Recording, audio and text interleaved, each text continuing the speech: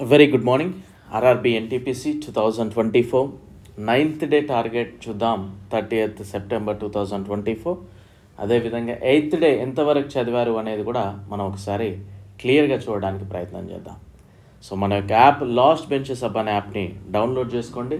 Link డిస్క్రిప్షన్లో ఉంది. Before that మీరు 1కి 10 సార్లు యూట్యూబ్లో ఉన్న క్లాసెస్ చూడండి. ఇది రైల్వేకి సరిపోయే విధంగానే ఉంటుంది.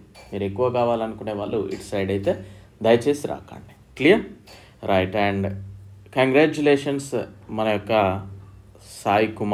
సాయి కునాన్ ఉంది. మీ జనరల్ సైన్స్ జిరాక్స్ తీసుకున్నాను, గ్రూప్ డికి చదివిన జాబ్ వచ్చింది అండ్ మీ బుక్ సూపర్ అన్న అని చెప్పాడు. ఫైనల్గా నేను నా లైఫ్ డ్రీమ్ ట్రైన్ మేనేజర్ కూడా సెలెక్ట్ అయ్యాను. Thank you for your wonderful book. And me science xerox మా ఫ్రెండ్స్కి కూడా షేర్ చేశాను, వాళ్ళు కూడా జాబ్ కొట్టారు అని చెప్పాడు. చాలా సంతోషం. బట్ ఇలా షేర్ చేస్తారనే నేను ఈసారి అది ఇవ్వలేదు. సో ప్రాపర్గా వినియోగించుకుంటే డెఫినెట్లీ సక్సెస్ అవుతారండి. ఇక్కడ రైల్వేకి ఏం అవసరమో అది మాత్రమే ఉంటుంది.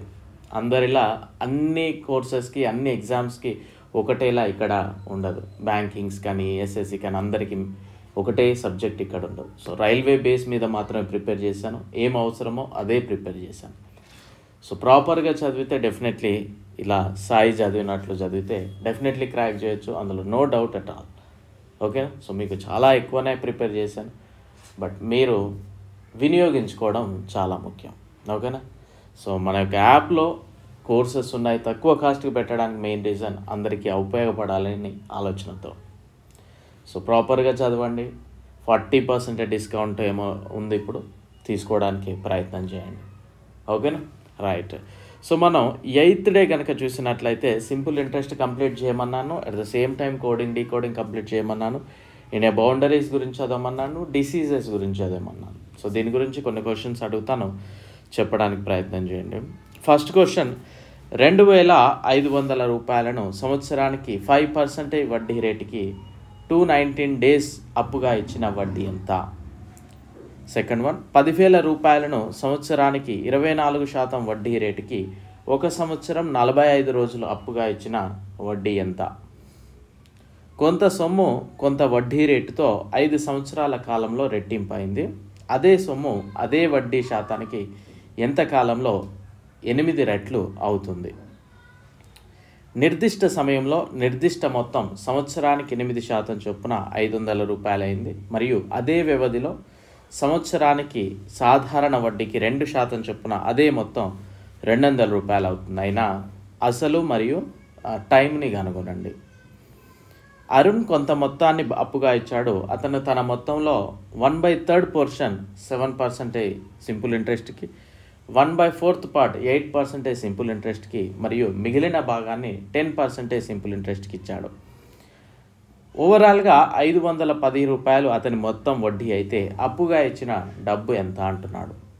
నెక్స్ట్ వన్, 2 సంవత్సరాలకు 1550 మొత్తానికి సాధారణ వడ్డీ, అదే వ్యవధికి 1450 రూపాయల సాధారణ వడ్డీ కంటే 20 రూపాయలు ఎక్కువ అయినా వడ్డీ రేటును కనుగొనండి. సో అదేవిధంగా మీ డీకోడింగ్లో డిఫరెంట్ టైప్ ఆఫ్ క్వశ్చన్స్ చెప్పాను నేను, వాటి గురించి చూద్దాం. ఇక్కడ MADRASని DAMSARగా రాయొచ్చు, అయినా MUMBAIని ఏ విధంగా రాస్తాం? నెక్స్ట్ SPARKని TQBSLగా రాస్తాం. దెన్ FLAMEని ఏ విధంగా రాస్తాం? నెక్స్ట్ TABLECLOTHని XEMRANRIXTగా రాస్తాం. దెన్ హోటల్ని ఏ విధంగా రాస్తాం?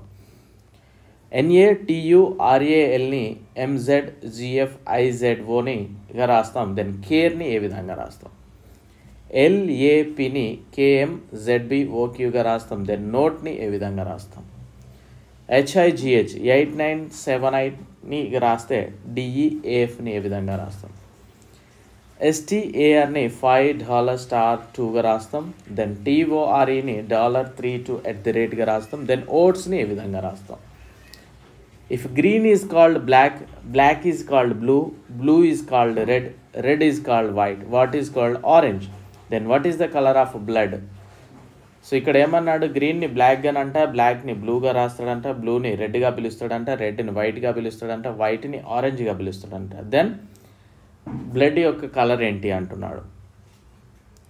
In a certain code language SUERENIK means she is బ్రేవ్గా, PISORREని షీ ఈజ్ ఆల్వేస్ స్మైలింగ్గా, SORREZHI మీన్స్ ఈజ్ ఆల్వేస్ చీర్ఫుల్గా రాస్తే స్మైలింగ్ అనే దానికి మీనింగ్ ఏంటి, కోడ్ ఏంటిది అంటున్నాడు.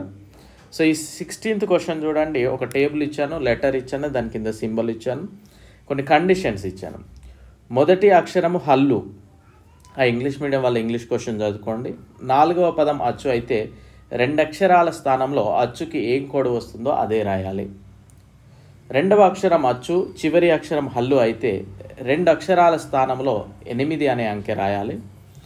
మొదటి చివరి అక్షరం అల్లు అయితే రెండింటి కోడ్స్ మార్చి రాయాలి. సో మనం కనుక్కోవాల్సింది MBUVWIకి కోడ్ రాయాలి. ఈ పర్టికులర్ పిక్చర్ మొత్తం చదవాలి.